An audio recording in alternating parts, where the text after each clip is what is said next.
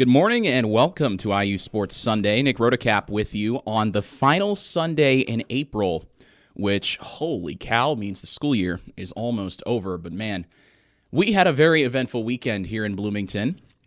It was, of course, Little 500 weekend, and we had two fantastic races over the last couple days, winning the Little 500 for the women, Kappa Alpha Theta for a record 10th time, and the Black Key Bulls repeated as champions on the men's side.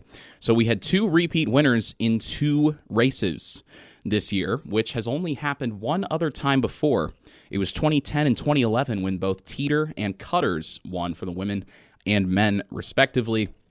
I was on the broadcast crew for both races, broadcast crews which are entirely student-run, and I've got to say my classmates did a fantastic job on both races. If you were able to tune in, whether you were watching the TV broadcast or listening on the radio on WIUX, all of those broadcasts are crewed, both on the air and behind the scenes, entirely by students. And it was a very, very big team effort, but I'm happy to say that everything seemed to go very well on both broadcasts, and everything went well for both races as well. So hopefully you were able to catch some of the action on the track. The spectacle truly was like no other. We had a little bit of weather on Friday to worry about, but fortunately it held off, which was great to see. Great to see. We were able to run both races, and the women's race in particular was phenomenal. We had a sprint finish right at the end. 3 or 4 teams within, I'd say, an elephant's length of each other. I don't really have any other units of measurement. We'll say 3 bike lengths of each other between first and fourth, between Kappa Alpha Theta, Alpha Chi Omega, who finished second, and then Novus Cycling, who finished in third. All of them were within shouting distance of each other, and it was a sprint all the way to the start-finish line. Was incredible to watch. Personally, I was pulling for AKO. One of my high school classmates, Libby Lewis, the fastest rider in the field, became the first freshman ever to win individual time trials, men or women's, this year. She just fell short of locking up the win for AKO in her first year as a rider.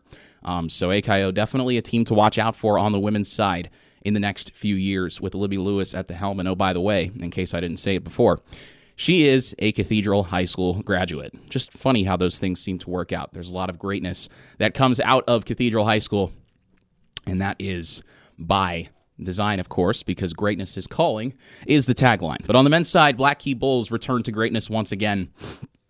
They've been a phenomenal story over the last couple of years, of course. In 2023, the Black Key Bulls failed to qualify for the race. And not only did BKB come back with a vengeance last year, they won the race by 3 seconds over Cutters. And then this year, they said, okay, yeah, 3 seconds is nice, but we're going to make it a little more decisive. And with about, I think, 70 laps to go, Black Key Bulls pulled off a fake exchange. Their pit and SAE's pit right next to each other on the entrance to Turn 1. Black Key Bulls was as close as you could get to the entrance. SAE was right behind them. They were running 1 and 2. And for most of the race, Black Key Bulls were drafting with SAE. They were working with them. They were working in a tandem to pull away from the field after there was a wreck in which Cutters and Delts got caught up in. It was really a 2-horse race. And then SAE falls for this fake exchange that Black Key Bulls tried to do. They pull off to the side, faked like they were going to swap riders, and then they didn't. SAE lost so much time doing that, following Black Key Bulls, trying to mirror their strategy. Black Key Bulls pulled out to about a 5-second advantage, and from there, they did a phenomenal job of just pulling away from SAE, pushing as much as they could, and they had enough in the tank to wrap up the victory. Black Key Bulls winning from SAE, and Cutters picking up the final podium spot after starting 12th on the grid. We kind of figured Cutters would climb up the order. They did very well in Spring Series, and sure enough, Cutters picked up the final podium spot. Delts finished 4th, SIGEP 5th, Chi Alpha 6th, Phi Delts 7th, Forest 8th, Macro 9th, and Phi Kappa Psi, I should say, the top 10 in the men's Little 500. So a thrilling couple of days at Bill Armstrong Stadium on the northeast side of Bloomington. And I know that based on the pictures we saw on Twitter last night, Kirkwood was an absolute zoo, was a madhouse. People standing shoulder to shoulder, and a lot of students frustrated because a lot of the people here for Little 5, of course, aren't IU students. but they're the ones taking over the city, sort of. And as I look out the window onto Walnut Street right now at the intersection of 7th and Walnut, there is a ton of trash.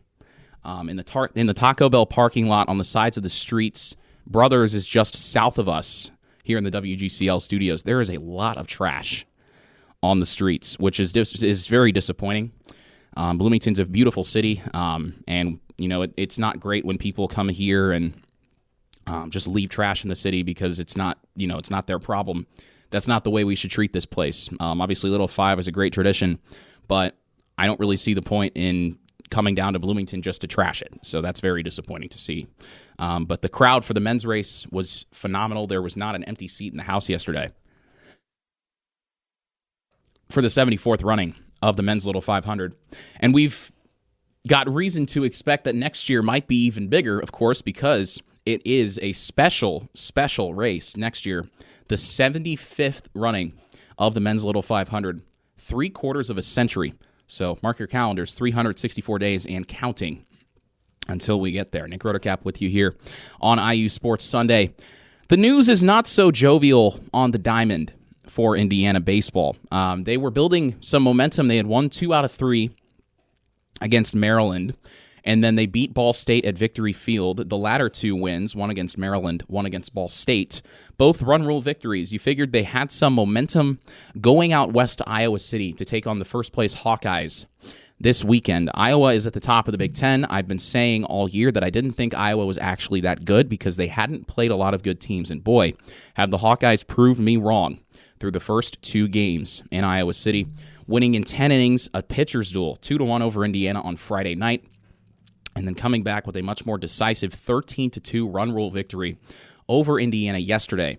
The Hawkeyes will go for the sweep of the Hoosiers today at 2 o'clock Eastern in Iowa City, 1 o'clock local time out west. And this is a series that Indiana baseball absolutely had to have. And not only have they lost the series already, but they're in danger of getting swept. And Indiana, really, this has been the problem for them all season long. They've been treading water, but they haven't been able to string together a series of wins like we've seen them do over the last couple of seasons. Of course, 2023, when they won 40 games, winning was just expected, especially at home. But Indiana, much more pedestrian this time around, currently 23-20, just 12-11 in the Big Ten. And as we look at the Big Ten baseball standings, of course, the top 12 teams will make the Big Ten tournament as the conference has changed the format for the 3rd time in 3 years. But Indiana now just decidedly in the middle of the pack, tied with Penn State in the conference standings, which of course means that Penn State has the tiebreaker because Penn State won 2 out of 3 against Indiana in State College earlier this year. As some police cars continue to roll past the window, they've been very busy this weekend, I'm sure. But Indiana and Penn State right at the middle of the pack in the Big Ten baseball standings. And for an Indiana team, I mean, Devin Taylor has broken the single-season home run record, the career home run record, I should say. He'll have well over 50 for his career by the time he is done at Indiana. But between him and another MLB draftee to be in Corbin Dickerson, 2 of the best hitters in the country, not just in the Big Ten, but Indiana in all likelihood, with the way things are going right now, running out of time and most likely going to miss the NCAA tournament, barring a miracle run in Omaha in the Big Ten tournament here in about 4 weeks' time. So Indiana playing Iowa later today in Iowa City. That game again at 2 o'clock Eastern, 1 o'clock local. They will not be back home until May 9th when they host Purdue for 3 games. And then go back on the road to Cincinnati before returning to Ann Arbor to take on Michigan to close the regular season, which ends on May 17th. So May 17th is 2 weeks, or I guess 3 weeks from yesterday. So Indiana, 20 days left in the regular season. And they've had plenty of opportunities to string together wins, but unfortunately, the pitching staff and offense can't seem to both pick it up at the same time. The pitching staff, by and large, has been very good lately, but the offense has gone quiet. Iowa's pitching staff is one of the best in the Big Ten, and they've certainly shown it through the first 2 days in Iowa City. You're listening to IU Sports Sunday. Back here on IU Sports Sunday, Nick Rotacap with you. The NFL Draft has come and gone. Of course, the biggest story in sports, I would argue, over the last couple days has been the fall of Shedeur Sanders of Colorado, which as a neutral spectator was very funny to watch. It's very funny that the Cleveland Browns are the ones that picked him because they took Dylan Gabriel as well as Shedeur Sanders. So that'll be an interesting quarterback battle to see who is basically the third string to, I don't know, Joe Flacco, I guess. I don't know. The Cleveland Browns are a mess. Myles Garrett should have gotten the heck out of there. I don't know why he didn't. But anyway, Shedeur Sanders fell in the draft, but that's not really what we're focused on. We're focused on Indiana, sending guys to the pros. Hoosiers past and present with their footprints on the late rounds of the draft. CJ West was the first Indiana football alum off the board. He was selected in the 4th round by San Francisco, 113th overall. And Niners fans, trust me when I say, you're getting a good one in CJ West, a game wrecker. He made a lot of waves throughout the draft process, especially at the Senior Bowl. So good to see that the Niners scooped up CJ West. I'm hoping all the best for him because he was fantastic on the interior defensive line for Indiana this past season. Didn't get the same flowers that Mikhail Kamara did just because Kamara was an edge rusher. Still is an edge rusher for Indiana. He's come back for one more go-round. But so too did Curtis Rourke. He also went to San Francisco in the 7th round, 227th overall. Kind of a puzzling pick by the 49ers because they were, their fans anyway, were complaining that they needed offensive line depth, and instead they drafted Curtis Rourke. Of course, they've already got Brock Purdy. But Curtis Rourke will be under Kyle Shanahan. And if Rourke can put up the numbers that he put up, 3,000 yards, 29 touchdowns, on a torn ACL, and for the latter half of the season, a busted-up throwing thumb, then I only wonder what he can do when he's healthy. So the 49ers getting some good depth at quarterback. I expect Rourke will be a career backup as long as he's able to stay healthy. Who knows? Maybe he even does what Brock Purdy did. Maybe not in San Francisco, but somewhere else. Gets a starting chance and runs away with it. You never know. Rourke definitely has the arm. The question is, does he have the mobility? Because mobility, of course, so important in the modern NFL. Rourke definitely did not have it this season, but of course he was playing on one ACL. So that is something worth keeping an eye out for over the coming months as training camp begins here in just a couple of months as well. Other Indiana players, past and present, Trey Wettig, an offensive lineman for Indiana. Kind of surprised that he went undrafted, but he was picked up by the Rams as an undrafted free agent. And so too, as an undrafted free agent, Connor Bazelak, who played one season in Indiana in 2022. Bazelak signing with Tampa Bay as an undrafted free agent as well. And Kobe Minor, who played a season at Indiana in 2023, Mr. Irrelevant. Kobe Minor finished his collegiate career at Memphis, but he was selected as the final pick in the NFL draft by the New England Patriots. So Indiana players in the draft, past and present, more than perhaps you may have expected. Connor Bazelak, Kobe Minor, haven't heard those names in a little bit.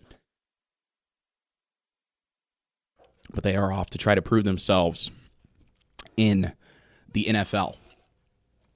So I was talking before the break about Indiana baseball and how they have just been, whereas, for example, in Little 500, Cutters is the model of consistency. Indiana baseball on the diamond is the model of inconsistency and volatility this year. It doesn't matter how you lose. It matters whether you lose or win. Indiana's had a lot of ugly losses, but it doesn't matter whether you lose by 1 or you lose by 11. You still lose. And Indiana has just not been able to get anything going from a momentum perspective. They talk about it every year. You know, start slow out of the gates, but then figure things out as the weather warms up, as you play more games at home, and you end up playing your best baseball, in theory, at the right time, which is in the final month of the regular season. You go on a run, you string some wins together, and you make it to the postseason. That's kind of been the model for Indiana baseball over the last couple of seasons. Well, this year, they started slow. That much we know for sure, but have not gotten off the ground. And I've said it over the last couple of weeks that Indiana still has time. Well, they don't really have time anymore. We talked about it a little bit earlier, but 3 weeks until the end of the regular season. Just 20 days, because the regular season ends on a Saturday. 20 days left in the regular season, and just a handful of games. Only 7 Big Ten games left for Indiana. 1 against Iowa, 3 against Purdue, 3 against Michigan. That's it. A non-conference series against Abilene Christian fills up Indiana's bye week as far as the Big Ten is concerned. You also have midweeks against Evansville and Cincinnati, but that's it. Indiana's basically out of time at this point. I don't think it's an exaggeration to say that if you're Jeff Mercer, you're thinking, okay, we cannot lose again because we've already lost 20 games if you're Indiana. And last year, Indiana squeaked in as one of the last 4 teams into the NCAA tournament with 26 losses. But that included 1 in the Big Ten tournament. So 25 regular season losses. And Indiana was still in. But they had some resume boosters. And they didn't lose as many Big Ten games down the stretch. A lot of those losses came early in the season. But Indiana really now is kind of stuck because they've had so many winnable games slip through their hands. Off the top of my head, I can think of 6. 2 against Xavier, 1 against UNLV, 1 against Northern Kentucky, which is 4, 1 against USC, which is 5, and then Louisville, which is 6. So you flip those 6 games around. Those are all games that Indiana very easily could have, and I would argue should have won. Indiana is 29-14. That is a very different complexion to this season. If you win those 6 games, which you lost, 29-14. But instead, you're 23-20. So, I can argue hypotheticals all day. We did that during football season. We exhausted the hypotheticals during football season. I've made it very clear I don't like hypotheticals on this show. Indiana had the chances to win those games. They couldn't do it. So now you've just got to win out. That's really got to be the mindset for Indiana. You face good pitching. You can't beat good pitching. You've proven that time and time again. Going out to UCLA, losing twice, but that was still kind of early. Going out to USC and hosting USC and falling flat in the back half of 2 games against the Trojans. In that series loss, of course, Indiana blew a 9-run lead in the series finale against USC. That was a rubber match. That was a series-deciding game, and Indiana gave up a ton of runs. 11 unanswered runs to lose that game, which was just pathetic to watch. It was one of the worst losses I have ever seen at any level of baseball in person. That was what happened in Indiana. And at this rate, one of the most loaded offenses, one of the most talented offenses in the tenure of head coach Jeff Mercer is going to go to waste, which is unfortunate. And I don't know. It's tough to say because it's hard to criticize any coach, right? Because coaching is hard. I'm not a successful coach. It is not, though, my job to be a successful coach. But for Jeff Mercer, it is one thing to send a ton of guys to the professional ranks. Indiana gets guys drafted, as well as any team in the Big Ten. They're going to get some more guys drafted this year. I can say for certain that 2 guys will get drafted. I don't know of any more. I don't know. We might see some pitchers get drafted. I don't really know. Teams always take chances on pitchers just because pitching injuries are so high and you always need more young arms, if nothing else, as trade bait in professional baseball. But Indiana will have 2 guys get drafted. We know that. But those 2 guys are one is having the best career of any offensive player ever in the history of Indiana baseball, in Devin Taylor. The other is having one of the best surprise seasons that Indiana's ever gotten from a transfer, in Corbin Dickerson, among the nation's leaders in home runs. So yeah, it's one thing for Jeff Mercer to say, yeah, I developed these guys, I recruited them, and I sent them to the pros. But I would argue that shouldn't be the primary measure of success for a college coach. Because as a college coach, your job is to win at the college ranks. And anybody you send to the pros, that's just kind of an added bonus. And Indiana has won some under Jeff Mercer. Obviously, he won a Big Ten title in his first year, but that was back in 2019. Every single player from that roster is gone. Pretty sure the last one left was Ty Bothwell, who may have been a redshirt freshman at the time. I don't remember, but Bothwell seems like he was here forever. Graduated last year. All those players are gone. So you won a Big Ten title in 2019. You bring in a young core after you get hit by COVID. Make it back to the NCAA tournament. You win 40 games in 2023. 2024, rocked by injuries. Fall flat on your face out at the gate. Rebuild, re-rack, make the NCAA tournament.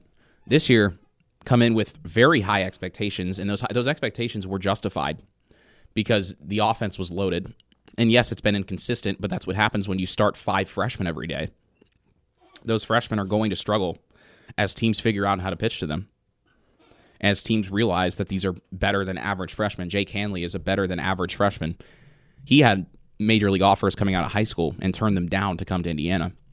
Cooper Malamazian, better than average. He's a true freshman starting at shortstop in the Big Ten. That's very difficult to do. Will Moore, an on-base machine at third base, much better than your average freshman.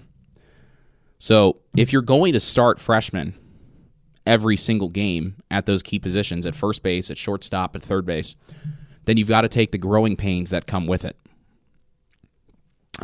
as teams figure out how to pitch to them. And I think that's part of what we're seeing now because Indiana had so many veterans get drafted. But again, if you're going to start these guys, then they've got to be able to adjust. And so far, teams have figured out how to pitch to Indiana. You can walk Devin Taylor and Corbin Dickerson every single time to pitch to the young guys hitting behind them if you have a good plan to get those guys out. And so far, that's what teams have shown. So at this rate, Indiana's going to waste one of its most loaded offenses ever. And it's a shame because when they're on, they're on. But the problem is they're inconsistent because they're young. I think Mercer has built a solid foundation here with these young guys. But it's just a shame the way the timing has worked out because Devin Taylor will, of course, get drafted in the first round this year. Corbin Dickerson not too far behind him. Those are 2 massive bats to replace in 2026. If you're Indiana baseball, now just 3 games above 500, trying to avoid getting swept by first-place Iowa in a series that really could have had massive postseason implications in a positive direction for Indiana. Unfortunately, now going to the negative. You're listening to IU Sports Sunday. Back here on IU Sports Sunday, Nick Rotocap with you on this final Sunday in April. Indiana softball, a weird schedule this weekend. Friday night's game against Oregon took forever. Didn't finish until about 11:30 at night. Indiana lost the first 2 to Oregon, who is one of the best teams in the country, currently ranked 7th in the nation. Trying to also avoid a sweep, much like Indiana baseball is this afternoon against the Ducks. I've always thought Indiana-Oregon is a classic softball rivalry in the Big Ten. It's just so weird. So weird to see Oregon and Bloomington for like multiple sports this year. But that's the reality of conference realignment. So the Ducks looking to sweep Indiana softball. That series will finish up today at 1 o'clock out at Andy Moore Field. Been a busy day, busy weekend on the northeast side of the IU athletic facilities between Indiana between Indiana softball and, of course, Little 5. Indiana softball's regular season will finish up this coming weekend against Purdue in West Lafayette. 3 games beginning Friday at 5 o'clock. Up I-65. The Hoosiers currently 30-15 on the season. 8-10, though, in Big Ten play, below the 500 mark after a strong non-conference slate. And as we look at the Big Ten softball standings here, at the top, 2 former Pac-12 schools in Oregon and UCLA, followed by Nebraska, Northwestern, Ohio State, Indiana, down below the middle of the pack, tied with Penn State and Purdue. So that series against Purdue next weekend could have Big Ten tournament implications for Shauna Stanton's team, as they too sort of approach the end of an era. Players like Bree Copeland and Taylor Minnick heading out the door after this season. Players who have been key in the success of this program getting to the postseason in the last couple of years. So they will be wrapping things up here in short order. Darren DeVries has been quite busy in the transfer portal still. As we look at Indiana's roster on the hardwood, securing more commitments is DeVries. Indiana now with 10 players on its roster for the coming season. The Hoosiers have secured commitments from a few more players since we last spoke. Already, Reed Bailey, Tatum Connerway, Tucker DeVries, Connor Enright, Lamar Wilkerson. But Jason Drake committed to Indiana on Tuesday.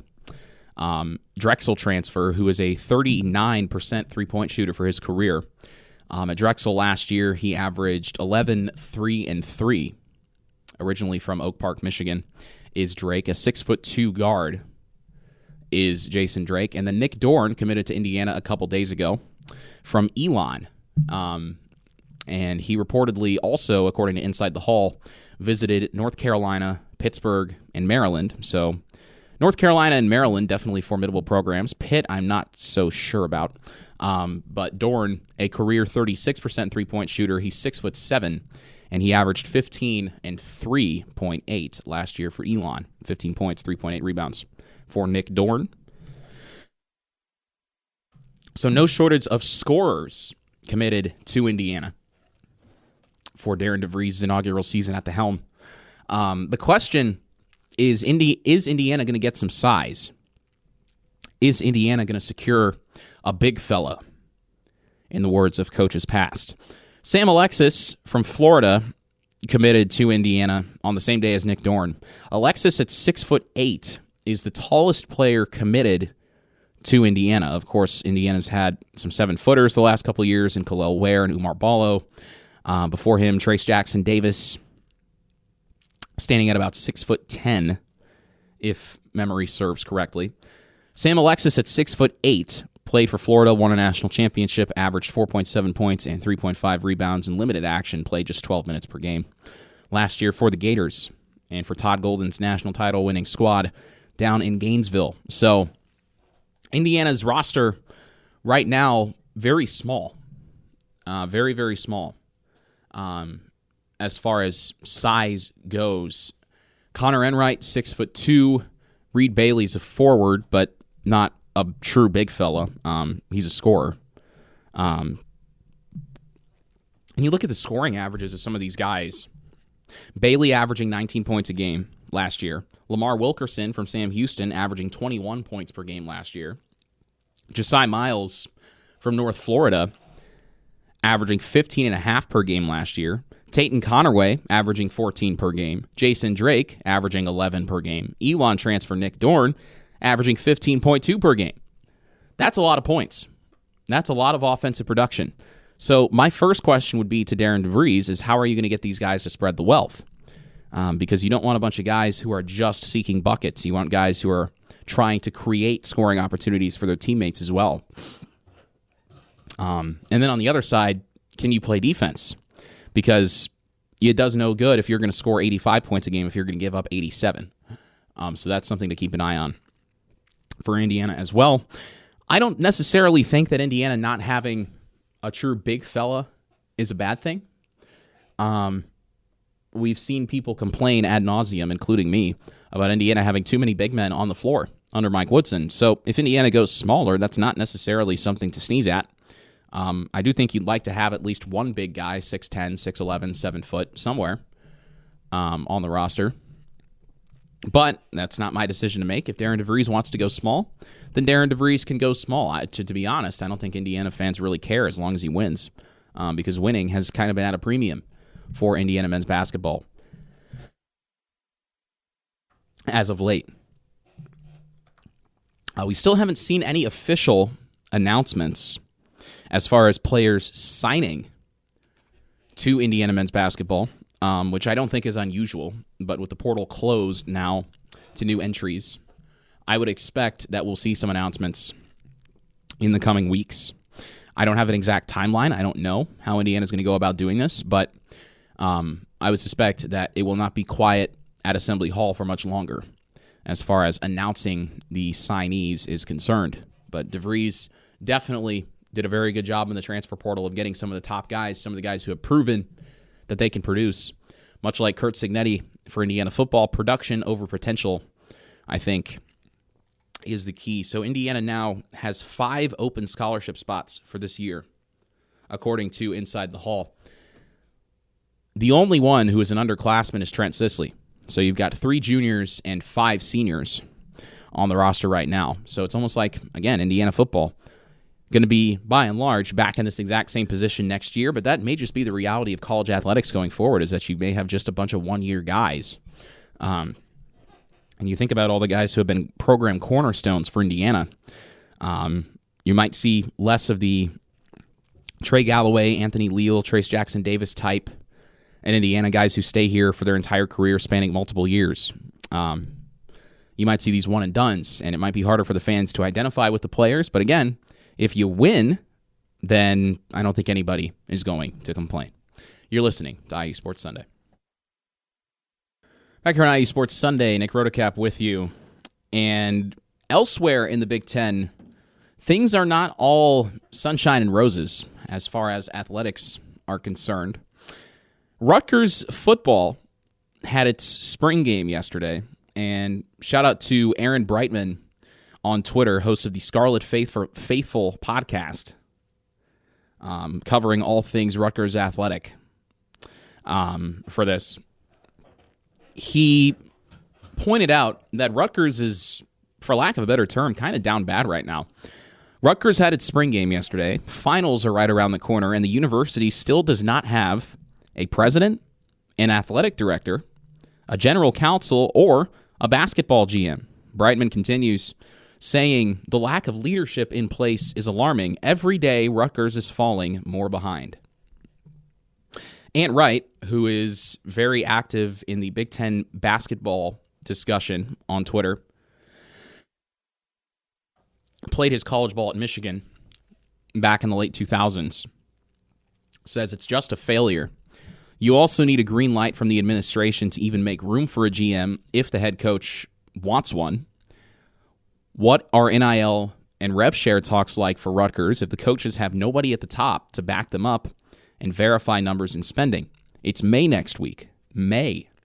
And Rutgers still does not have a university president, an athletic director, or a general manager for its basketball program.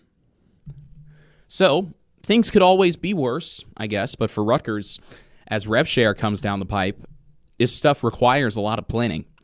And Rutgers appears to not have a plan in place. I always thought it was weird that Rutgers was part of the Big Ten. And I know that the Big Ten wanted to tap into the New York market, but Rutgers just doesn't seem like a Big Ten school to me. They don't seem like much of an anything school right now. But as college athletics continues to change, continues to evolve, I would argue for the worse. Rutgers is definitely not having fun. It'll be interesting to see what the Big Ten does, if the Big Ten does anything to try to help them out in Piscataway, New Jersey, because not having a university president in May with rev share coming down the pipe is tough, to say the least. We also have seen some changes down in Lexington at the University of Kentucky. This is big news coming out a couple of days ago. The University of Kentucky Board of Trustees approved a plan to convert the entire athletic department into a limited liability company, an LLC, named Champions Blue. And from this point onward, Kentucky Athletics will operate as a public-private partnership, giving them the ability to raise funds and manage expenses as college sports enter a new era of revenue sharing with athletes, pending approval of the House settlement. So, according to Jenna Lifshin on Twitter, this seems like this is opening up the avenue for private equity to enter college sports, which is something that Scott Van Pelt was talking about on SportsCenter back in October, November. I remember he was doing an interview with John Calipari, and they were talking about private equity coming into college sports. And I had to do a double take while I was watching that a few months ago because it seems so out of place. But Kentucky seemingly laying the groundwork here for their athletic department to get involved with private equity. this is all very, very, honestly, kind of, I don't know, scary is the right word, but Kentucky's athletic department now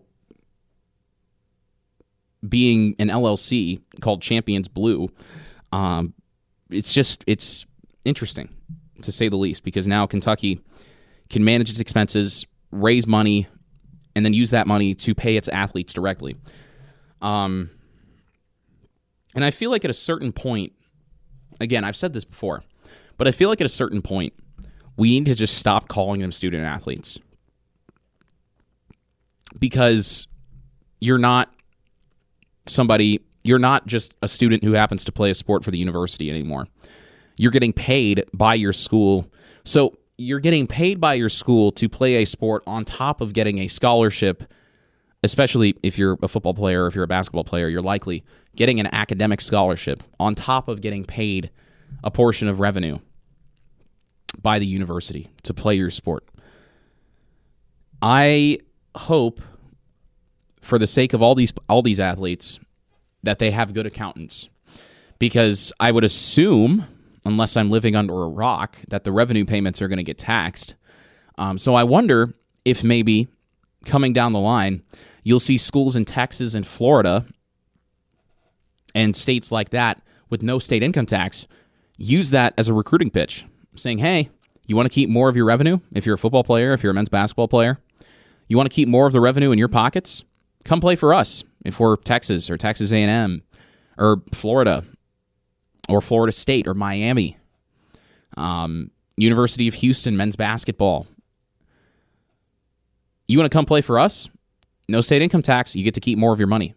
That's something that I didn't even think about, but I'm sure that these schools will probably plan to use that as a recruiting pitch, which is something I think you should keep your eyes peeled for in the coming weeks. But RevShare, beginning this fall, incredibly interesting stuff. I really think that it's going to be a case of survival of the richest. We saw, I don't remember the name of the school off the top of my head. I think it was St. Francis University, actually, I don't know if it was New York, but somewhere out east, St. Francis University, who had just made the NCAA tournament in men's basketball as a 16 seed, winning one of the first 4 games, go from D1 to D3 because they could not compete. In the era of RevShare, they recognized that they couldn't compete. So they left Division 1 and dropped down to Division 3. I think you're going to see more of that. It's unfortunate because all these athletes who were promised the dream of a Division 1 athletic experience, some of them are going to lose out on it because their university cannot afford to pay them on top of already giving them a scholarship. And I do wonder how long this is going to last. Is the NCAA going to exist in 10 years? I don't know, because it seems like the NCAA has completely lost all control of college athletics, which is weird because it's supposed to be the governing body. But there's just no control. The schools are pretty much doing whatever they want. Like Kentucky taking its athletic department and making it an LLC. I'd assume more schools are going to follow suit because all it takes is one domino to fall, kind of like we saw with the NIL legislation 4 years ago when all this kicked off. All it takes is one domino, and everything just kind of goes belly up from there. So buckle up, because I think the next few years in college athletics will probably be a very wild ride. You're listening to IU Sports Sunday.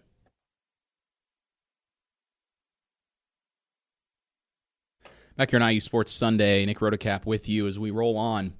In this final Sunday of April, means May is right around the corner, which means postseason baseball is right around the corner. And as usual, most of the Big Ten will be on the outside looking in. As of right now, that includes Indiana baseball, but we'll take a look at some teams that are most likely in the Big Ten. Most of them Pac-12 teams, which is kind of funny because it shows that the Big Ten is just not very good at baseball. But as we look at the RPI, UCLA climbing into the top 20. 18th in the RPI is UCLA. Indiana lost a couple pitchers' duels out there after winning on Friday night. You think about games that Indiana needed. They would have benefited greatly from a series win any series win, really, but against UCLA especially. And all 3 of those games were winnable. Indiana got just one out in Westwood about a month ago now, I think that was. Oregon is next at 38th in the RPI. Of course, the top 64 teams in the field, the top 64 teams make the NCAA tournament field. It's not exclusively done by RPI. There are some other things in there that the selection committee considers as well. But the RPI is a good metric of where a team's probably going to stand on selection day. So Oregon 38th, USC 39th. Indiana would have had a quad 1 series win against USC if they had not blown a 9-run lead against the Trojans. But that's come and gone. So USC and Oregon within one spot of each other in the top 40. Michigan is 53rd. Iowa is 63rd. Indiana's already lost the first 2 against Iowa here this weekend in Iowa City. Michigan will host Indiana to close the regular season in mid-May. Michigan is 53rd, but just 10-10 in Big Ten play. Iowa 19-4. One of the weakest non-conference RPIs of any team in the top 64. 210th in non-conference RPI. 268th in non-conference strength of schedule. Which is why I was on the Iowa hate train. But the Hawkeyes, behind starting pitcher Cade Obermueller and the rest of that fantastic pitching staff, which is one of the best in the Big Ten, proving me to just be a bitter hater. Iowa seems to be legit, which is, great for them, but bad for Indiana, because Indiana has not been able to do much of anything offensively through the first 2 days of this series. You look at the offensive output for the Hoosiers this weekend, just 1 run on Friday, just 2 runs yesterday, giving up 15 combined runs in those 2 games. 4 hits on Friday. And the 1 run came in the first inning. So Indiana held scoreless for the final 9 innings of Friday's 10-inning affair. And then 2 runs on 7 hits in 7 innings yesterday. Indiana gave up 2 in the second and the third, 3 runs in the fourth, and then 6 in the final 2 innings of the 7-inning run rule victory for Iowa. Just a very incomplete 2 games for Indiana. The pitching staff was great on Friday. The offense was held completely quiet by Cade Obermueller, which has happened to many teams. But Obermueller needed 109 pitches to get through 5 2/3. He walked 4, but just gave up 2 hits and 1 run, struck out 6. Did also hit a pair of batters. So it's not like Indiana didn't have chances. Indiana had chances. The Hoosiers left 13 runners on base on Friday, which is not going to win you many games at all. But 13 runners left on base in a game you lose by 1. I think you can do the math there. And then on Saturday, just thoroughly outclassed offensively.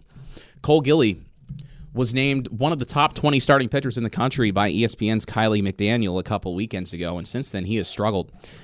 His outing last weekend in a rain-delayed game against Maryland, he went just 2 innings, gave up 7 runs. This time around, there was no rain in Iowa City, but Gilly struggled, giving up 6 hits and 7 runs in 3 innings. Threw 84 pitches to get through 3 innings. Not great. Brayton Thomas came in relief of Aiden Decker-Petty, who actually did a pretty solid job, but Thomas and Seth Bennis combined got 1 out, gave up 5 runs. Thomas hit a pair of batters. Indiana hit 5 guys yesterday, on top of walking 5 guys. So that's 10 free base runners for Iowa, who walked just 1 and hit 3. But Indiana giving up 10 free base runners to the Hawkeyes, losing by 11 in 7 innings. Jeff Mercer's talked about it throughout the season. The Indiana baseball head coach has spoken at length about the importance of limiting free bases really against any team, but especially against good teams. When you give an opponent extra chances on either side of the ball, whether it's committing errors defensively or hitting guys, walking guys, whatever it is from a pitching standpoint, not making competitive pitches, not having competitive at-bats on the mound, you're not doing yourself any favors because you're having to work extra hard, you're having to get extra outs, and we've seen Indiana time and time again fall in winnable games because of avoidable mistakes. And at this point in the season, late April, you really cannot afford that. The Big Ten tournament will be over in a month. You cannot afford to give up free bases and to leave, for example, on Friday, leave 13 guys on base in a pitcher's duel. Got to find a way to scratch a couple of those runs across. I know it's easier said than done, but Iowa found a way, and Indiana did not. So the Hawkeyes, again, going for the sweep here in about 5 hours. If Indiana gets swept, I don't even really know. If you can salvage one, then that's great. But if you can't salvage any, you come up empty-handed on the road, you're going to be very deflated going down to Evansville on Tuesday. And again, it's a very disappointing season for Indiana baseball because I wrote about it at the start of the year for the Hoosier Network. Nick Rotacap with you here on IU Sports Sunday, talking Indiana baseball. I wrote about it at the start of the season, about how important it was for Indiana to have some answers on the mound, and that this team, by and large, would probably go as far as the pitching staff took them. And the defense as well. I didn't just exclusively leave it up to the pitching staff, because actually the pitching staff has been pretty good lately, but also the team defense. And it's been inconsistent. It's like the pitching staff will be good on some days, but the offense might fall short. Or the offense will put up 1 billion runs, and then the pitching staff will give up 1 trillion runs. Now, that hasn't happened as much lately, but like yesterday, again, you hit 5 batters on top of 5 walks. You just can't win many games like that.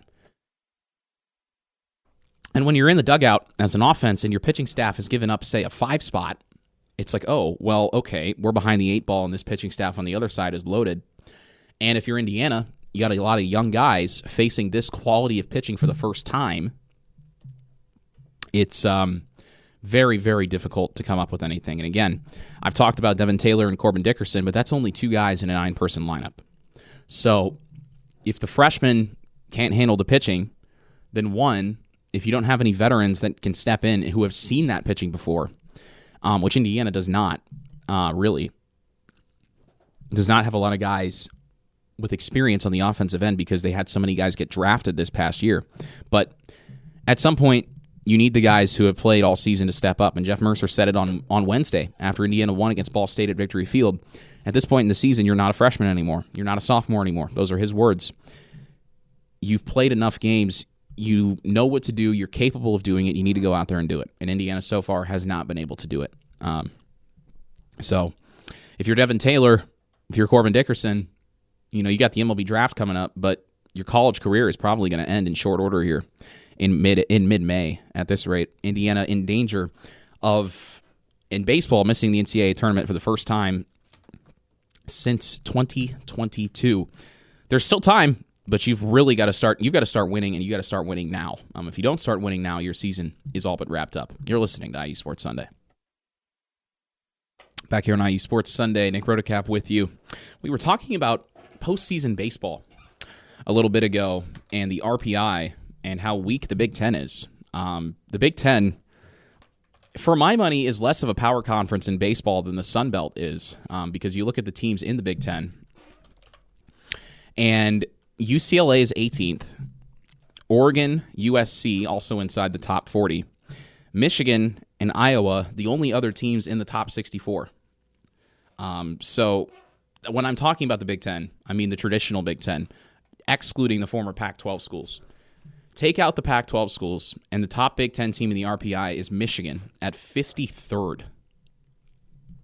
You've got, just off eyeballing it, 3 teams in the Southland Conference higher than that. Whole bunch of course, ACC teams, which is not a big surprise. UC Irvine in the Big West, Coastal Carolina in the Sun Belt, Xavier, UTSA, Southern Miss, also part of the Sun Belt, above the top Big Ten team. The Big Ten is very weak in baseball. And I think it has a lot to do with the fact that just so many of these Big Ten teams play so far north, relatively speaking, that they're forced to spend really the entire first month of the season on the road. And that's, of course, going to lend itself to losing more games as opposed to teams like LSU, Miami, Florida, Florida State, Florida, any of the schools in Texas, really, who can spend February at home and who can host a lot of these early season events. it's very tough for teams in the Big Ten to do that just because we had so much snow this past winter. It was pretty miserable. But you're seeing that manifest now in that a lot of these other teams were able to stack wins a lot earlier. So as we look at the top 10 in the RPI, Texas number 1. The top 5 are all SEC teams. Texas, Georgia, Arkansas, Vanderbilt, Auburn. That's your top 5. And then the ACC starts to make some waves in the latter half of the top 10. Florida State, Clemson, North Carolina, Tennessee, and Oregon State, which, holy cow, Oregon State thought maybe they would struggle without a conference. Nope. Oregon State is doing just fine at 32-9 overall are the Beavers. They're independent, of course, this year. And then LSU, Alabama, Coastal Carolina, UC Irvine, and Ole Miss. So again, Coastal a Sun Belt team, UC Irvine a Big West team, but outside of that, the SEC reigns supreme in baseball. And then the Big 12 starts to make up some headway in the latter half of the top 20, TCU, West Virginia, UCLA, Florida, and Kansas. Your top 20 in the RPI. No Big 10 teams up there besides UCLA at 18. And Indiana has already played UCLA and lost 2 out of 3. That was in Westwood over spring break. Louisville is 21st, having been in the top 20 for most of this season. The Cardinals came to Bloomington at the start of April. Indiana lost that game by 2 after committing 5 errors. Whew. Yeah. Indiana had chances. Again, I've said it before, but Indiana had a shot to beat some of these teams. UCLA, Louisville, both in the top 25 in RPI. You got to just win one of those games, and you can boost your resume a little bit. The computer starts to like you a little bit more. But when you lose all of the games that you play against good teams, that's what really has happened in Indiana. You're not setting yourself up for success. Or, in a series, you lose 2 out of 3. Obviously, the 2 losses will carry more weight than the 1 win. Further down the RPI, Xavier, 28th. Indiana had 2 chances to beat Xavier this year. 2 chances in 11 days, squandered both of them. You think back to opening weekend. Indiana takes on Xavier in Surprise, Arizona, rallies, ties the game in the bottom of the 9th with a 3-run homer from Jason Oliver, and then immediately gives up the lead in the top of the 10th and cannot come back. So that's 1. And then 2, Indiana gets down early against Xavier in Bloomington, commits a ton of errors. The pitchers are forced to get extra outs, and Indiana does not win that game either. They lose 8-6. Had 2 chances to beat Xavier, who we knew would be very high in the RPI late in the season because of how Xavier schedules. They schedule a ton of really difficult teams in the non-conference. Now they have the third best non-conference strength of schedule, does Xavier, and they may end up getting an at-large bid because of that. Even though they're 10-4 in the Big East, 26-19 overall, they have a lot of losses, but they've also played one of the toughest schedules in the country, which is by design. So Indiana needed 1 against Xavier, couldn't get it done. That's why those losses are so big, is because, yes, it's a 56-game season, but as those losses start to stack up, you start to see that Indiana may just not have it, which is tough because Indiana will have a good returning core next year on the offensive side. As far as baseball is concerned, you've got Jake Handley obviously coming back, all these guys who can't get drafted at least for 1 more year. Jake Handley, Cooper Malamazian, Will Moore, a big 3 right there, all of whom who have really played since day 1 of their freshman season, especially Handley and Malamazian. But as far as the pitching staff is concerned, it's going to look extremely different again, which I think is why Indiana needs to reevaluate the way it builds its pitching staff, because these 1-year rentals, these 5th-year seniors you get in the transfer portal who didn't put up impressive numbers at lesser schools, shocker, they're not doing well here, with the exception early in the season of Cole Gilly. But he has also kind of hit a wall lately, has Gilly. He's really kind of stagnated. His ERA was around 3 just 2 weeks ago. Now it's ballooned to 5 because he's gotten shelled in his last couple starts, unfortunately for him. But so many of these guys, Gavin Siebold is another one. Drew Burr has been injured. But he's going to be gone. Ryan Kraft is going to be gone. He's one of the guys who is top 5 in program history and career appearances. Kraft has had a resurgence this year, 38 2/3 innings with a 3.72 ERA. One of the most dependable Swiss Army knives in this Indiana bullpen. can also be a starter as well. So Gilly will be gone. Seabold will be gone. But Gavin Seabold hasn't actually been that good this year. His ERA is 8.28, and yet he's second on the team in innings pitched, which tells you that, again, Indiana just does not have a lot of reliable options. Seabold also leads the team with 24 walks to just 36 strikeouts. Drew Burr is injured. Ryan Kraft will be gone. We mentioned him earlier. Ben Grable will be gone after this season. Grable is kind of the Saturday starter right now. 36 and a third innings pitched, 3.96 ERA. Darren Swanson, 4.73 ERA and 13 innings pitched, will be gone. And then the further down you get, the ERAs start to balloon north of 7, north of 8. Those guys aren't reliable in high leverage situations anyway, unfortunately. But a lot of these guys are old. They're experienced, but they're just not very good, which is one of the reasons why I think they're still in college in their 4th and 5th seasons, because if you're really good, you get drafted. You look at the young guys for Indiana, they're not producing either on the mound, by and large. Again, all the pitchers you see at the top of this list, with the exception of with the exception of Jacob Vogel, are upperclassmen. Really, the only freshman who has been good is Trey Telfer, and he's only pitched 7 2/3. Indiana, as a team, has had to cover 350 innings, so 7 2/3 inconsequential. Just no real production on the mound from any young pitchers. That's a problem, because you can't keep relying on these one-year rentals, and you can't keep waiting until a month into the season to figure out how they all fit together. But really, that was kind of the game plan for this year, was you would have 2 starters maybe in Grable and Gilly, and then you'd have to just kind of piece it together on day 3 of a series and then in the midweek as well. You need more than 2 starters in college baseball if you're going to be successful. You look at these SEC teams, they have 3 starters at least. Some of them even have a designated midweek starter. But beggars can't be choosers, right? You'd be happy with 3 starters for Indiana. But even Gilly, who only went 3 innings yesterday and went 2 innings, and that was a rain-shortened game against Maryland that never should have happened, but getting lit up in short outings. And then Ben Grable, coming off Tommy John, pitched a ton early in the season, had a couple outings where he threw 100 pitches, less than a year removed from surgery. And now his innings have kind of tapered off, where he's going 3, 4, maybe 5 if he's lucky.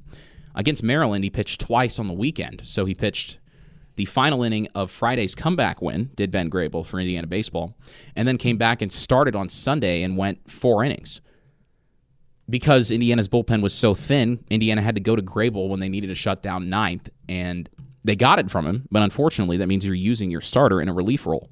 So all this is to say that Indiana's got to do a better job, I think, of developing young pitchers. Not taking existing guys from other schools, retooling their arsenals, and getting maybe a year out of them. Developing the young guys, because you can do it with the position players. Jeff Mercer has proven that. But Dustin Glant on the pitching side hasn't developed the young guys as much as I think he would like. Now, you can talk about Connor Foley, fine. Connor Foley was a converted third baseman who became a pitcher because he can throw a baseball 100 miles an hour. But he was not a pitcher in the pure sense. He was a hard thrower who started developing a slider last year, and then the moment he faced Tennessee, he got absolutely rocked. The environment was too much for him. I was on the ground in Knoxville. I saw it with my own 2 eyes. The lights were too bright for Connor Foley because he did not have much experience as a pitcher. Now, he got drafted by the Arizona Diamondbacks and is doing a great job for them. So, fine. But Foley was one guy. And you could see late in the season last year with his body language, he was checked out. He was ready to get drafted and move on. And I've heard from people close to the program that, yeah, he was checked out last year near the end. And you could tell. Like in the Big Ten tournament against Ohio State, he threw a pitch to the backstop and just lollygagged to home plate. You could tell he didn't care. You need pitchers who are mentally sound and who, of course, can also just get outs. And Indiana doesn't have a lot of young guys who can do that. So I think you've got to reevaluate the way you're developing your young pitchers if you're Indiana, because the short-term rentals don't work. You spend too much time trying to figure out how they fit into your pitching staff, how they fit into a rotation, And by the time you figure it out, the season's already halfway over and you've lost some games that you should win because you don't have reliable options that you can go to late in games. It shouldn't be, Drew Burr is injured, Burr being a second-year guy coming over from Bellarmine, who was in his 6th year of college baseball overall, his second in Indiana. Burr was the go-to late-inning arm for Indiana last year and at the start of this year. The problem is he's been injured for the last handful of weeks. It shouldn't be that the moment Burr gets hurt, everything goes belly up. You shouldn't be relying that much on one guy. But that's kind of been the unfortunate reality for Indiana. And if Ryan Kraft hadn't had the resurgence that he's had this year for him, credit to him, his resilience, his ability to come back after a very bad season last year. But he's been great this season. He's been able to cover some of what Burr can cover. But for Indiana, you need more than that. And unfortunately, they just haven't gotten it. So I think it's going to be back to the drawing board for Dustin Glant, the pitching coach, next year, and for Jeff Mercer as they build the pitching staff looking ahead to 2026. You're listening to IU Sports Sunday. Back here on IU Sports Sunday, Nick Rotacap with you. November is still a long way away, but it's going to be exciting. It's crossover season, of course, November is, between Indiana football and basketball. It's going to be a fun slate because Indiana, grab your popcorn for this, circle your calendars. November 8th, Indiana goes out to State College to take on Penn State for the first time since Brendan Sorsby nearly led Indiana to an upset win over the Nittany Lions in 2023. And then, November 9th, at the United Center in Chicago, Darren DeVries and the Indiana Hoosiers take on Shaka Smart and Marquette. That is going to be a fun couple of days in November. Or maybe it won't be fun. Maybe Indiana loses both games and the vibes are really bad. But maybe Indiana wins both games, beats Penn State, never trust big game James Franklin, and then beats Marquette at the United Center in front of a rowdy crowd of mostly Hoosier fans because, as we know, Indiana has a very strong alumni base everywhere, but especially in Chicago. That could be a fun 2-day stretch. I was talking to Galen Clavio yesterday, who was helping out with the Little 500 broadcast because he helps run the darn thing. And he was saying how he wants to go to both. But, of course, State College, notoriously difficult to get to. But some sicko out there, maybe some IU student media members, I don't know. It's going to be a very expensive 2 days if they do it. But somebody is going to go to both. That's going to be fun. I don't know if I'm going to be the one to do it because, classes are still important enough, right? I'm not on the basketball team, so I can't blow off my classes and leave my group members to do all the work. Not that anybody would do that, of course, except they totally would. But that's going to be a fun couple of days. So mark your calendars, November 8th and 9th, Indiana football at Penn State on the 8th, and then Indiana basketball against Marquette in Chicago on the 9th. The rest of the basketball schedule is still yet to come out, of course. But Indiana football, I am kind of torn because I think 8-4, 9-3 seems to be the most reasonable projection for Indiana's record. But part of me wants to say 10-2 just because I think Indiana could steal a game. And it's hard because Indiana played two really big games against big programs and lost both of them. But I also think Indiana's roster is going to be deeper this year than it was last year. I don't know that to be true. My gut just says, though, that Indiana is going to be better top to bottom in 2025 than they were in 2024. I think Indiana could steal a game, either against Oregon or Penn State. It's going to be very tough, obviously. Those are two of the most difficult environments in all of college football. But I think it's possible. I think it's possible, especially with that bye week between Iowa and Oregon, between September 27th and October 11th. Yes, those are both road games, but Indiana will have a week off to get healthy, to get right, to game plan for Dan Lanning's Oregon Ducks in Eugene on October 11th. Man, that's going to be a fun game. It's all going to be fun. Football's going to be fun. I can't wait for it to get here, especially since baseball is kind of just now not necessarily treading water, but falling beneath the surface, unfortunately. And it's a shame because every time you think they're building momentum, they say, nope, not so fast, and take another step back. Very unfortunate, but it's the way baseball goes sometimes. Sometimes you just don't have it. And like I said before, this is going to be one of those years. It's already been one of those years for Indiana baseball. But on the positive side, Devin Taylor broke the program record for home runs in a career. He hit his 49th, I believe, and set the new program mark. He will go down as one of the best players in IU baseball history, one of the best athletes in Indiana University history when all is said and done and his career comes to a close. Hopefully Indiana can make a run for his sake because he's been fantastic over the 3 years he's had in Bloomington. He's got a shot to play pro ball for a long time. Somebody who's already playing pro ball, Matthew Gorski, Indiana class of 19, played for Indiana baseball under head coach Jeff Mercer. Part of that team that won a Big Ten title in Mercer's first season. Gorski did something very special in his first major league plate appearance. He hit a home run against the Los Angeles Angels, barely a major league team, but still, they are a major league team. Gorski homered, hit a moonshot to left center, about 430 feet out of the ballpark.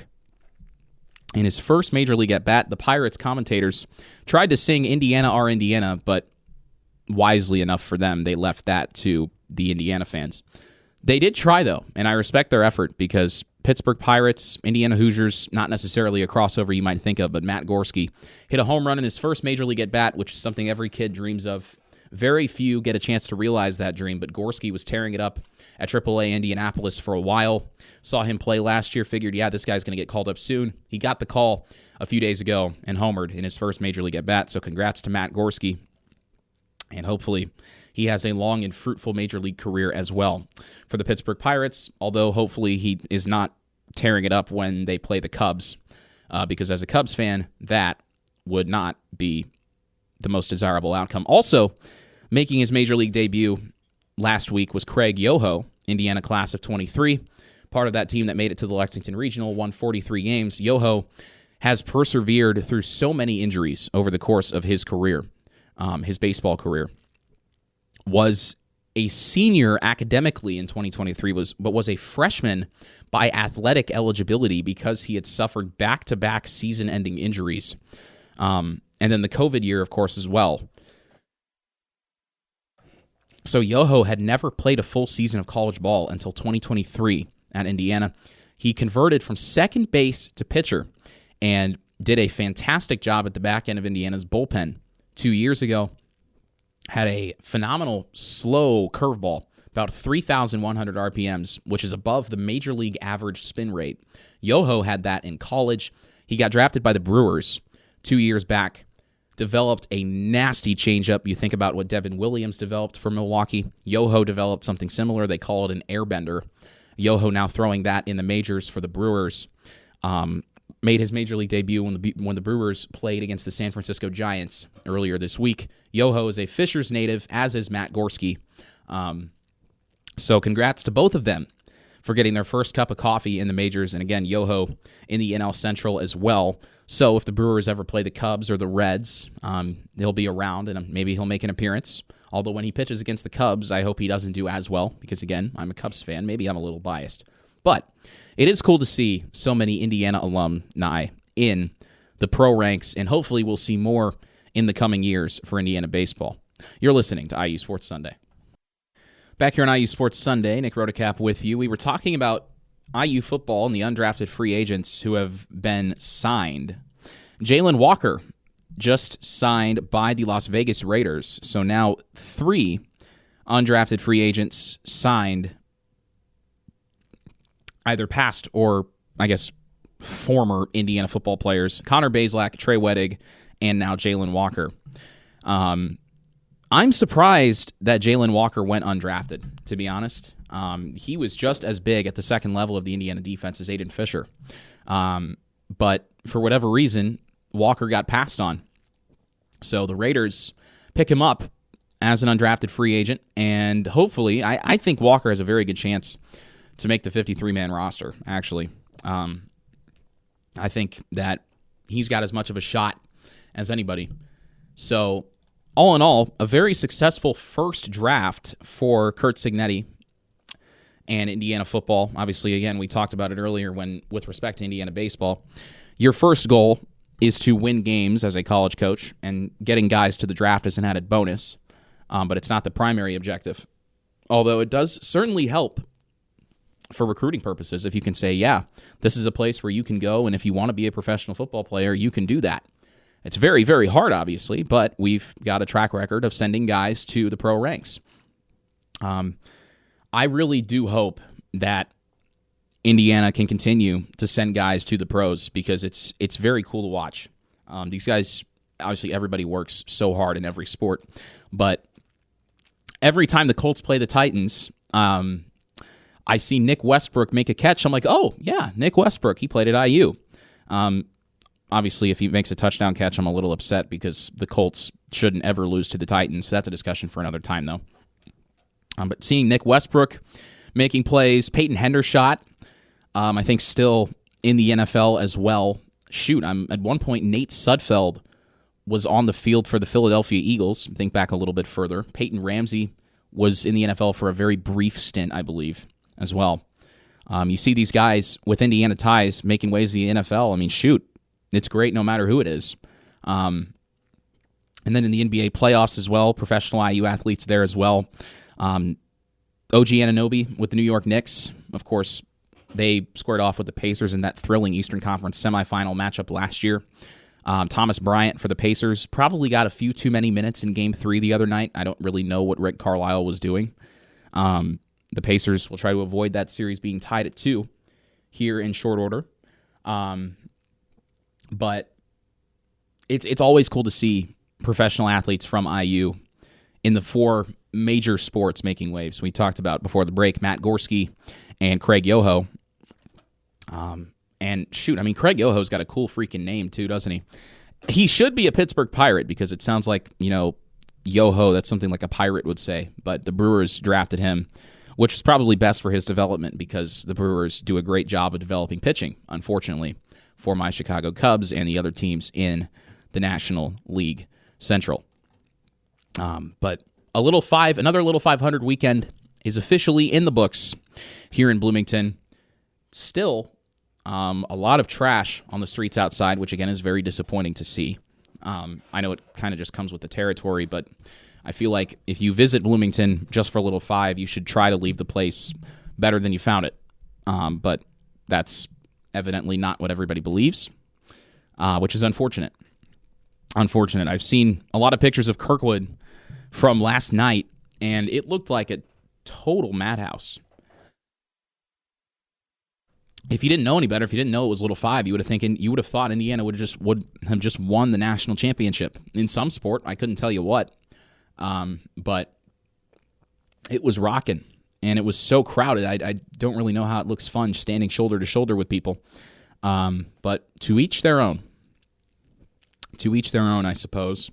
And as the school year wraps up soon, it'll be summer practice for football, and then, of course, Big Ten football media days in the sunny corner of the country known for Big Ten football, Las Vegas, Nevada, which is just odd. I know that the Big Ten is kind of pushing for the conference championship game to move out there to Allegiant Stadium, which I can tell you right now, if they do it, and it's like Ohio State versus Oregon or whatever, it's going to be predominantly Oregon fans there.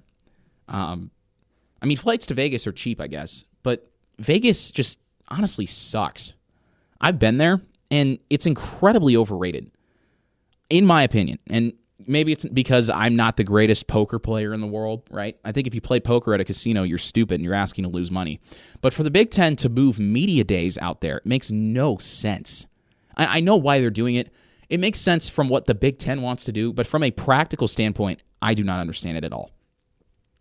Selfishly, as a student journalist, if I wasn't interning in Tennessee this summer, I would have loved to go back to Lucas Oil Stadium and cover Big Ten Media Days because it's a great experience, and you get access to everybody. You can talk to anyone. It's great.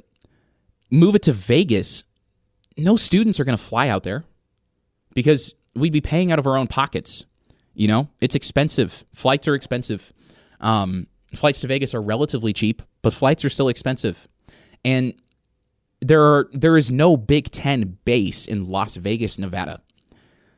There just isn't. The closest schools are the two Southern California schools, USC and UCLA. Next closest, obviously, being Washington and Oregon. But even those schools are pretty far away. The Pacific Northwest and Las Vegas, two very different regions of the country. I just don't get it. And it's a shame because once upon a time, conferences used to be a regional thing.